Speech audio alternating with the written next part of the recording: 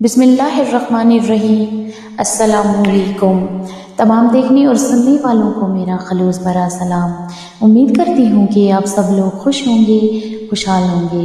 اللہ تعالیٰ آپ سب کو خوش رکھے، خوشحال رکھے۔ چلیے شروع کرتے ہیں پھر ہم آج کی ویڈیو۔ یا ایھا الذین آمنوا اتقوا اللہ حق تقاتہ۔ اب یہاں پر ہمیں غور کرنا ہوگا کہ تقوی کی حقیقت کیا ہے۔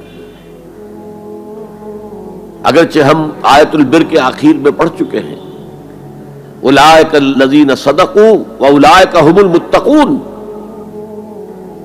وہاں پر وہ ایک حیولہ، ایک شخصیت، ایک کردار وہ ہمارے سامنے آ چکا ہے، متقی کون ہوتا ہے۔ لیکن یہ موقع مناسب ہے کہ یہ لفظی معنی اس کے کیا ہے۔ عام طور پر جو ترجمہ کیا جاتا ہے اللہ سے ڈرو، یہ اچھا ترجمہ نہیں ہے، اور چونکہ اکثر و بیشتر لوگوں نے یہی ترجمہ کیا ہے، قرآن میں بار بار آتا ہے اتقوا اللہ اتقوا اللہ اتقوا اللہ، تو عیسائیوں کو یہ کہنے کا موقع ملا کہ قرآن زیادہ اللہ کے خوف پر زور دیتا ہے، جبکہ مسیح نے اور جو بائبل ہے وہ اللہ کی محبت پر زور دیتی ہے۔ اعتراض کرنے کا انہیں موقع مل گیا۔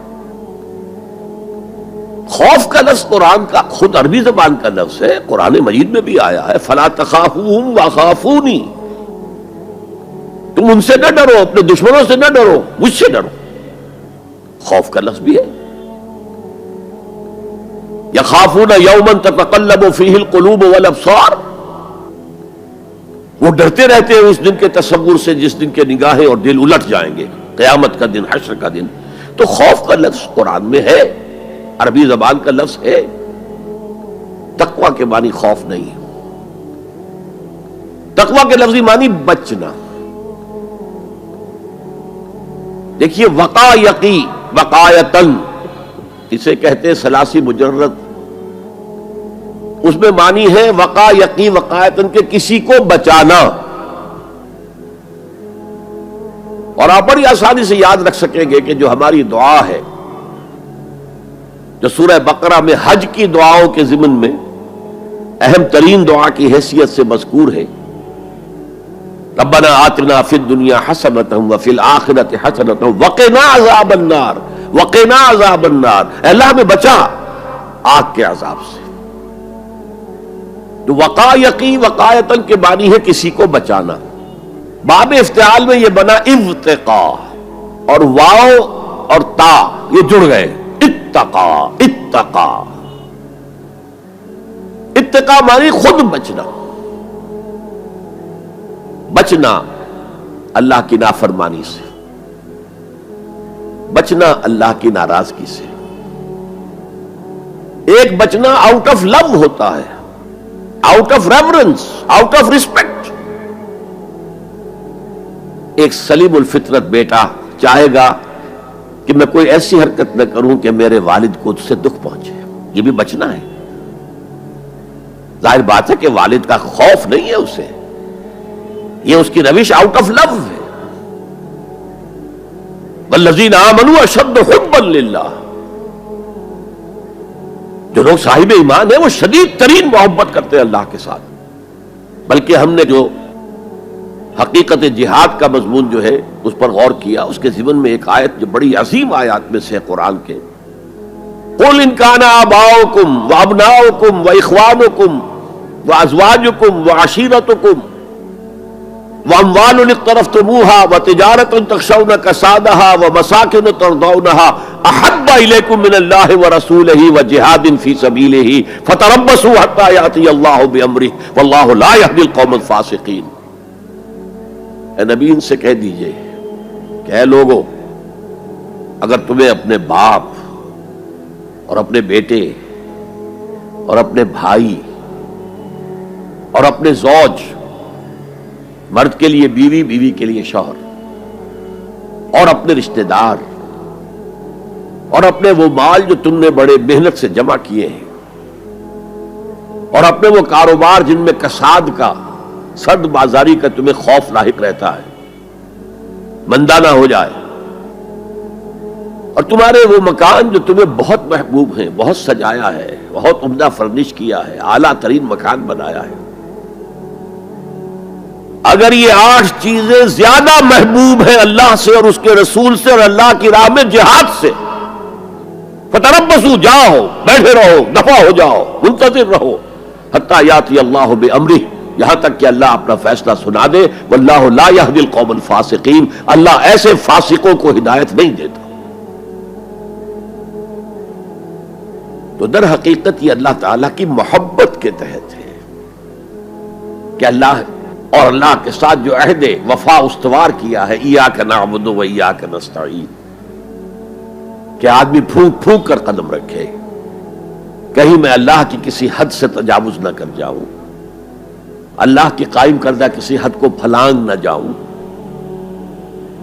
کہیں ایسا نہ ہو کہ شریعت کا کوئی حکم میں پامال کر دوں، پھونک پھونک کر قدم رکھنا، لو سانس بھی آہستہ کہ نازک ہے بہت کام، آفاق کی اس کارگہ شیشہ گری کا، اس روش کا نام تقویٰ ہے۔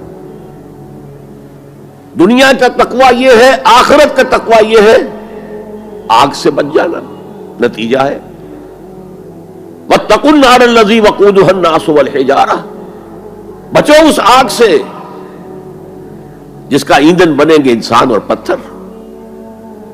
یا ایھا الذین آمنوا قوا انفسکم واہلیکم نارا، اہل ایمان بچاؤ اپنے آپ کو اور اپنے اہل و عیال کو آگ سے۔ تو دنیا کا تقویٰ اور آخرت کا تقویٰ، یہ ہے تقویٰ کے لفظی معنی۔ بلکہ اس میں اضافہ کروں کچھ، ایک دفعہ حضرت عمر فاروق رضی اللہ تعالی عنہ کی مجلس شورا میں یہ بحث چل نکلی، تقویٰ کسے کہتے ہیں، ہاؤ ٹو ڈیفائن تقویٰ۔ سب حضرات نے اپنی اپنی رائے دی۔ حضرت ابی بن کعب رضی اللہ تعالی عنہ ایک انصاری صحابی ہیں جن کے بارے میں حضور نے فرمایا ہے کہ اقرأہم ابی بن کعب،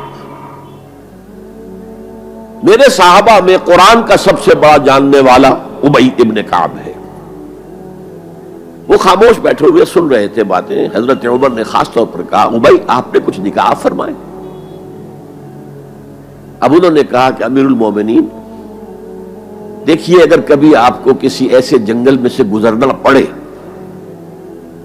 جس میں کوئی پگڈنڈی نہیں ہے، بڑی اونچی اونچی گھاس ہے اور قدم قدم پر خاردار جو ہیں جھاڑیاں ہیں، تو آپ کیسے گزریں گے؟ جسے میں بار بار کہہ رہا ہوں، پھونک پھونک کر قدم رکھنا۔ دیکھ لو کہیں اس گھاس کے اندر یہاں کوئی سانپ جو ہے وہ کنڈلی مارے بیٹھا ہو، تمہارا پاؤں سانپ پر جا پڑے، یا کسی اور موذی جانور کے بل میں پاؤں جا پڑے، یا کہیں تمہارے کپڑے جو ہے وہ کسی جھاڑی کے کانٹوں میں الجھ جائیں، بچ بچ کر نکلنا، یہ تقویٰ ہے۔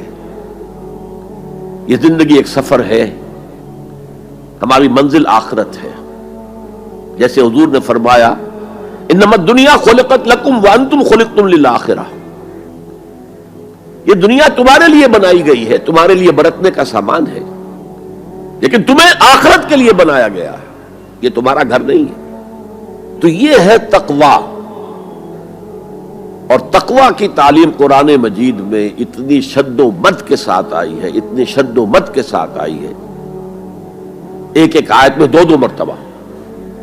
سورۃ النساء کی پہلی آیت، یا ایھا الناس اتقوا ربکم الذی خلقکم من نفس واحدۃ وخلق منها زوجها وبث منهما رجالا کثیرا ونساء واتقوا اللہ الذی تساءلون به والارحام ان اللہ کان علیکم رقیبا۔